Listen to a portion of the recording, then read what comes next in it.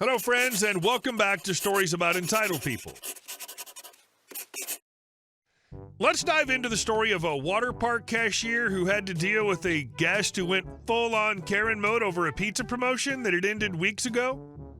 But before we dive in, make sure to hit that subscribe button, smash the like if you enjoy the content, and ring that notification bell so you never miss a juicy story. Lady thinks she's entitled to free stuff. So I work at a hotel/water park. This past Saturday, I was working down in the water park as the cashier and enter this one lady from our room 127. Key people in story: Kay, guest, because she was such a Karen. Me, obviously. FOM, front office manager. GM. So Saturday night in our water park, we were not that busy. To be honest, I was quite bored and researching tires for my car. Enter Kay. I get her the wristbands for her package she had, and she asks about our pizza package that comes with it. I told her that, unfortunately, that promotion had ended about a month ago. This is how this proceeds. K. Well, I paid for a pizza and pop, so I will get the pizza and pop. Me. I apologize, ma'am, but like I said, we ended that promotion a month ago. K continues to raise her voice at me, demanding this pizza and pop. Me. Ma'am, if you could please step to the other end of my desk, I'll call my manager so you can speak to him. Okay, I will wait right here, directly in front of my station.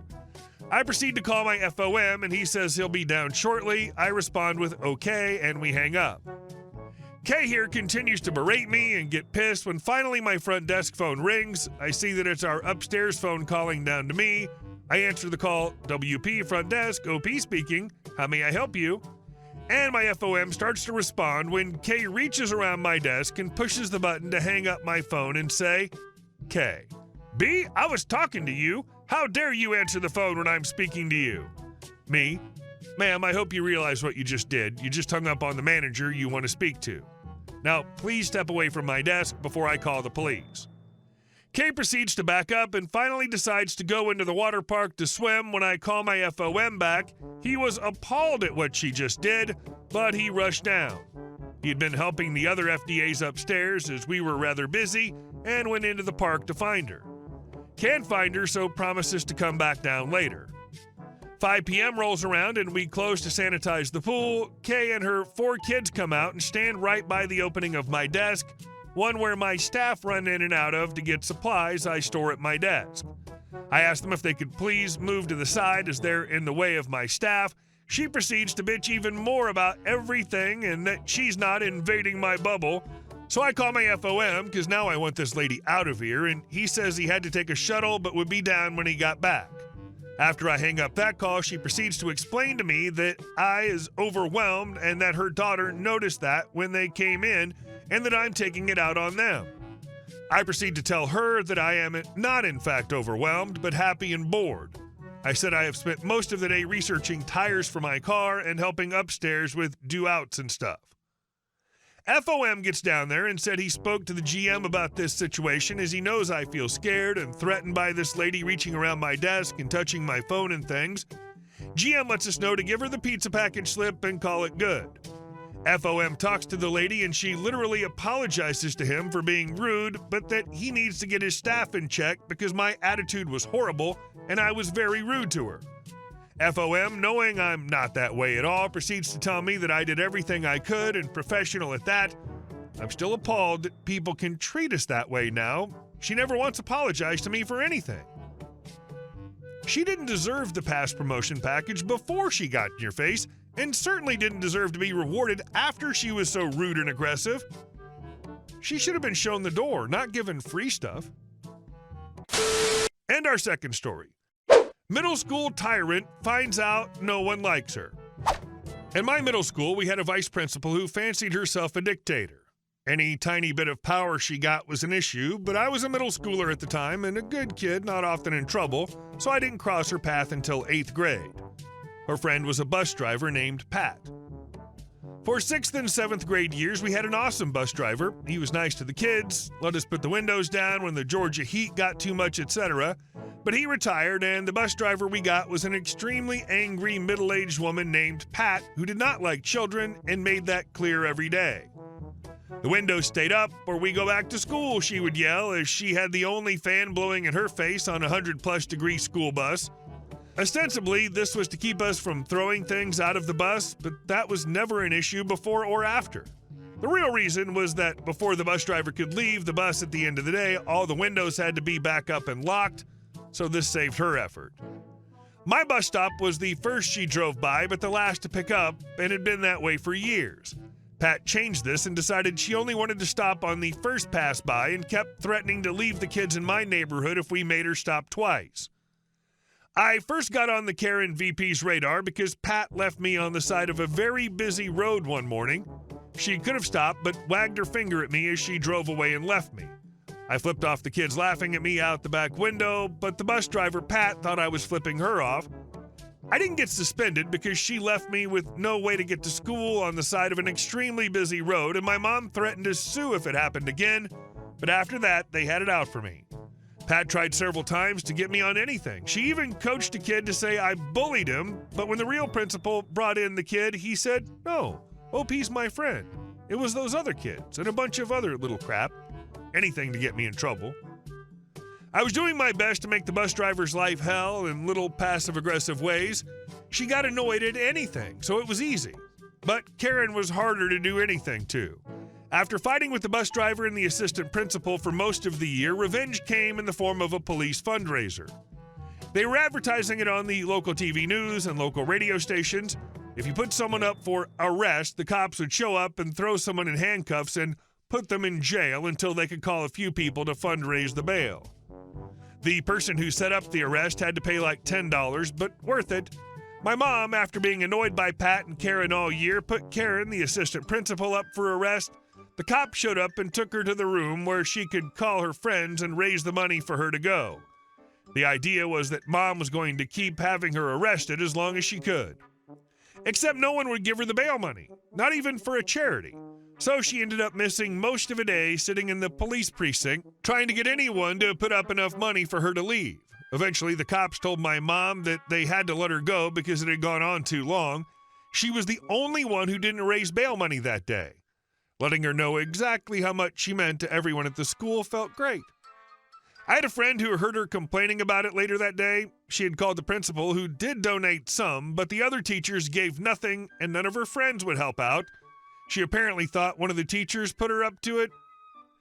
It's so minor and so petty it almost doesn't count. But when I left that school at the end of the year, Mom went up and asked her, "How was jail?" before we walked away for the last time. First time I ever heard a "ree" sound from a human. She deserved that day in jail. Plenty of time to reflect on being a crappy person. Well played. And our next story. Squatters are stealing my electricity. My life has been a literal nightmare for the last 2 months.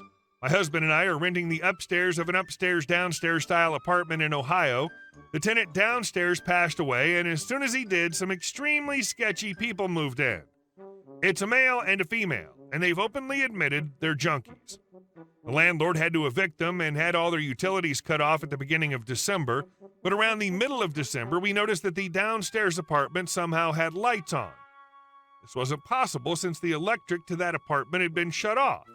The male had tapped into the wiring in the wall and was stealing our electric, tripling my bill. The electric company wouldn't do anything because they said they only deal with the meter. The landlord didn't seem to care and kept telling us we had to wait until they left. Their eviction was finalized on December 30th, but as of January 15th, they still hadn't been red tagged. I was fed up with paying an outrageous electric bill while these people were literally committing a crime and stealing from us. The police said they couldn't do anything about it either. It felt like everyone was dragging their feet while we took the beating for it.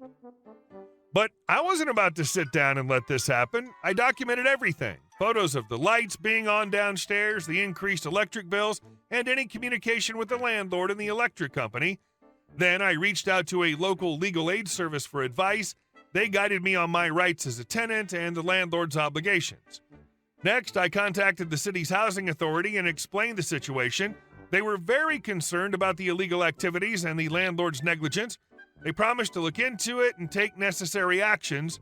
Meanwhile, I also reached out to local news stations. One of them picked up the story and it quickly gained attention.